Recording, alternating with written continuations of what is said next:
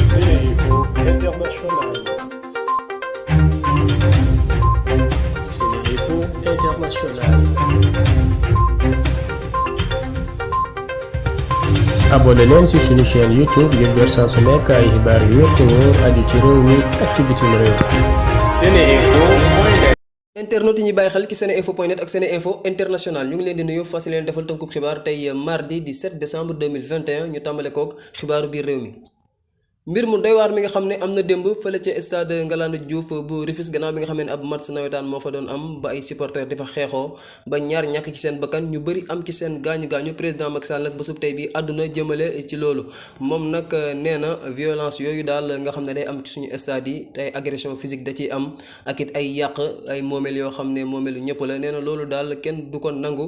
te mbir mu muy ñaawlu la moom nag nee na ku ne daal na jël responsabilité am te daal li nga xam ne moom mooy nguur gi dinañ jël seen responsabilité ba mot sëkk. gannaaw loolu sax ñi nga xam ne ñoom ñooy waa ONCAV di organisation nationale des activités de vacances ñoom nee nañ dañuy suspendre li nga xam ne moom mooy nawetaan yi fii ci Ndakaaru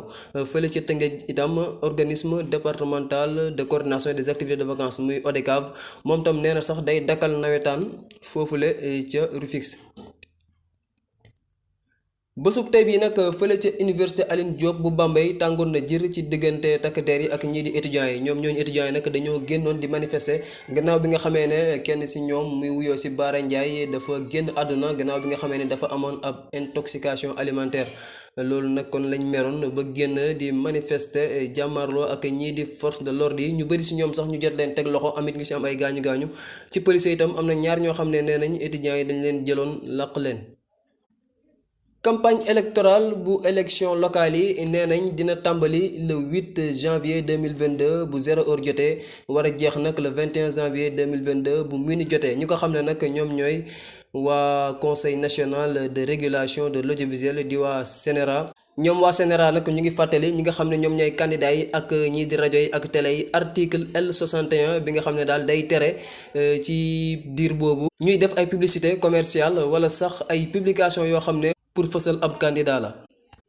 xibaaru Afrique benn ponk lay doon muy opposant béninois bii di wuyoo Joël Aivo moom nag ki nga xam ne moom mooy cour de répression des infractions économiques et du terrorisme bu Bénin moom moo ko teg daan ci lu toll ci fukki atu kaso. moom nag liñ koy jiiñ mooy mbiru luubal ci ay koppar ak itam complot jëmale ci nguur gi. moom moomu di Joël Aivo moom daal nee na li ni mel daal ab procès politique rek la ko jàppee ndax moom nee na yàgg na xam ne taxawaay bi mu am yàgg dina déranger ñii di nguur gi. moom nag ñu ngi ko tegoon loxo le 15 avril bi ñu génn foofule ca Porto Novo di capitalu Bénin.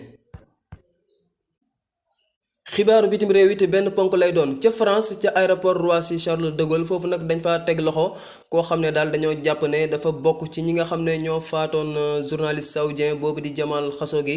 te ñu faatoon ko Istanbul ca 2018. waa ji nag nga xam ne mu ngi wuyoo Khalid Al-Otaibi am 33 ans ñu ngi ko teg loxo gannaaw bi nga xamee ne mu ngi bëggoon jël avion pour dem ca Riyad.